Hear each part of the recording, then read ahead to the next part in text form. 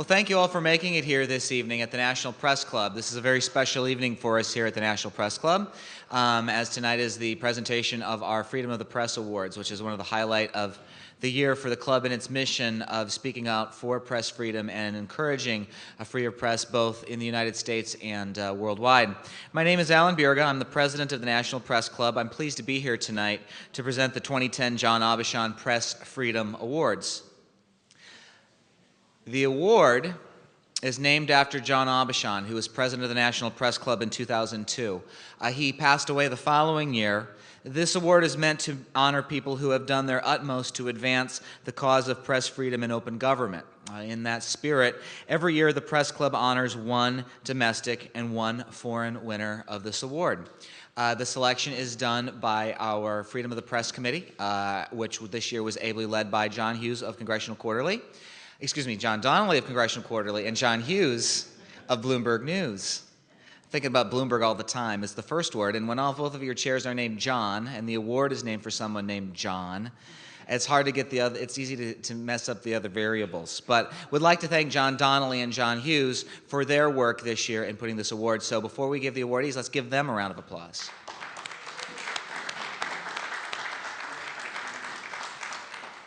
And now on to our awardees. Our first honor this evening is given to Charles Davis. This honor for the Domestic Freedom of the Press Award often goes to a reporter who has produced excellent work in the face of adversity. But that's not the only way to serve the cause. Some contribute by pushing for reforms that open the portals of government and industry to the press, or they just pound repeatedly on those doors until someone opens them up. The domestic winner of our Press Freedom Award this year is a University of Missouri journalism professor whose name is well known in the circles of those who care about shedding sunlight on the workings of government at all levels. Some say that Charles Davis has done as much as anyone to illuminate what many in power would like to keep hidden from the press and the public. From 2005 until this year, Davis led the National Freedom of Information Coalition, an organization that is headquartered at the Missouri Journalism School that funds open government groups across the country. Earlier this year, he co-wrote the book, The Art of Access, Practical Strategies for Acquiring Public Records, one of many scholarly works that he's done that has complemented his work done as a journalist. We at the National Press Club are not the first to recognize this former reporter's contributions outside the newsroom. He's already won the Sunshine Award from the Society of Professional Journalists and the National Journalism Teacher of the Year from the Scripps Howard Foundation, but we are thrilled to add to the chorus that sings his praises. Charles Davis is always talked about as a class act, personable and professional to the core, and it is with great honor that we present our domestic John Aubuchon Freedom of the Press Award this year to Charles Davis.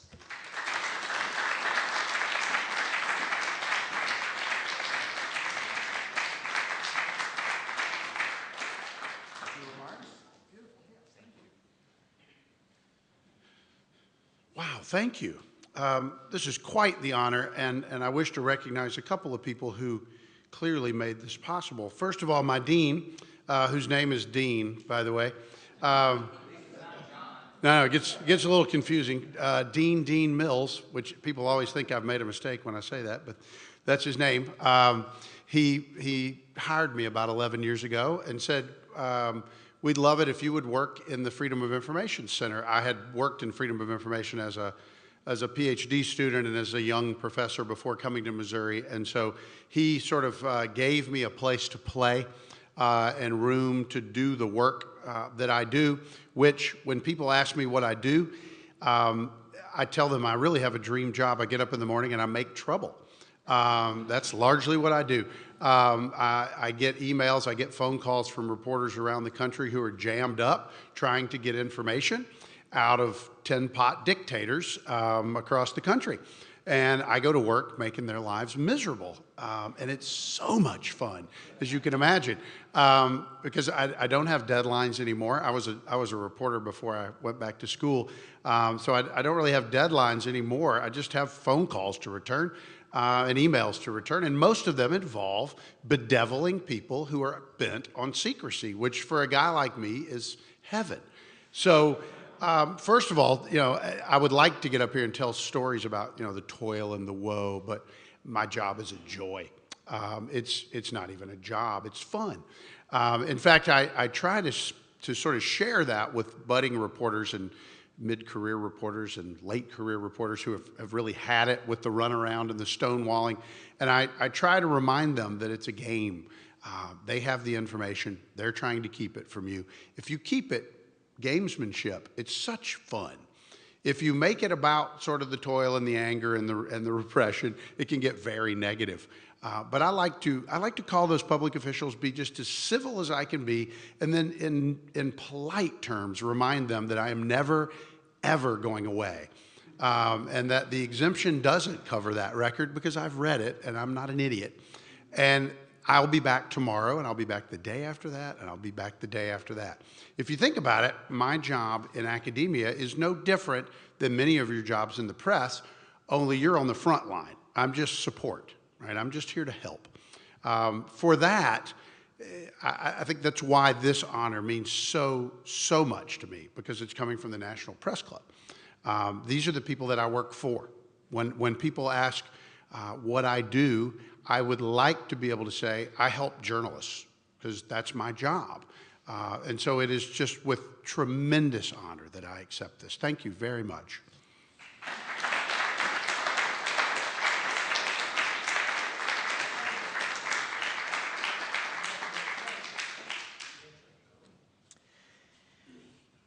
The international winner of this year's award is Kouhyar Gourdarzi, an Iranian blogger who is active in the Committee of Human Rights Reporters, a group that seeks to promote human rights in Iran.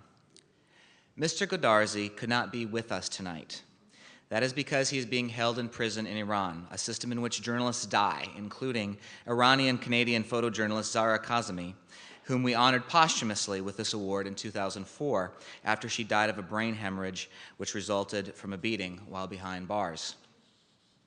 We at the National Press Club have given posthumous awards for press freedom to several journalists, and we hope, of course, to someday live in a world where we never need to again. We fervently pray that Gourdarzi is safe and that he will soon have the freedom that he deserves and that we demand. He's been locked up since December 2009, charged with heresy, which is a capital crime, propagating against the regime, and congregation and mutiny with intent to disrupt national security.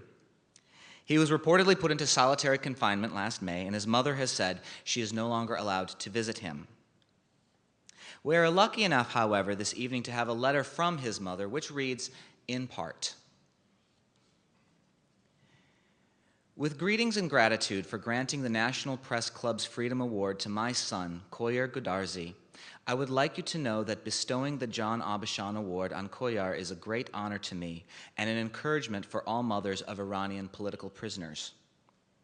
It is pleasing to know that the charges levied against our children in their own country for which they have been imprisoned, charges such as human rights work, fighting for the right to higher education, free speech, free press, rights of child labor, campaign against the death penalty, civil and citizenship rights, are not charges, but causes of encouragement and applause in other countries. On behalf of Kouhyar and myself, I dedicate this award to the green and great nation of Iran, to Argentinian mothers, Palestinian mothers, patient mothers of Iran. I am certain that the green and noble people of Iran, with perseverance and endurance, will achieve all their legitimate demands, and that day will come. Since my son remains in prison at this time, I hope someday he'd be able to receive his prize in person. With greetings to all free people of the world, with much respect and gratitude, Parvin Mokhtari, mother of Kouhyar Gourdarzi."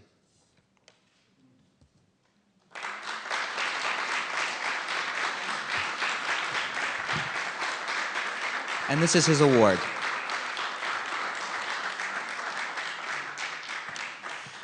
We honor Gourdarzi tonight not because he is a famous prisoner, but because he is one of many of whom the world does not speak of enough.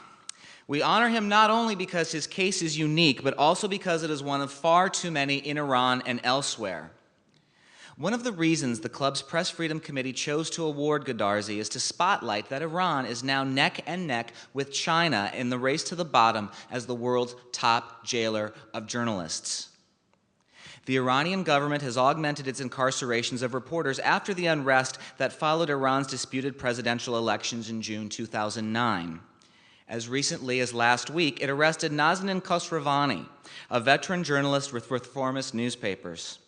It has also censored or shut down numerous publications and websites. And so tonight we call upon Iranian President Mahmoud Ahmadinejad to stop cracking down on the press in Iran and to free Kouhyar Gourdarzi and the other nearly 24 journalists now held in Iranian prisons, just as we call for freedom for the scores of other reporters held around the world.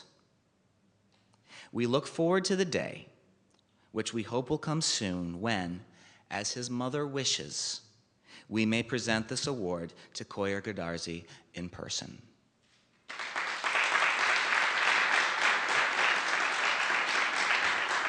Until then, we'd like to point out that by honoring Charles Davis and Kouhyar Gourdarzi, we want people to see the importance of fighting for press freedom and open government in this country and elsewhere, whether the threats come in the form of U.S. reporters being forced to divulge anonymous sources in court, or an Iranian blogger confined on trumped-up charges. With that, we hope you will all help us to keep shining light in our world's dark places. Thank you for being here this evening.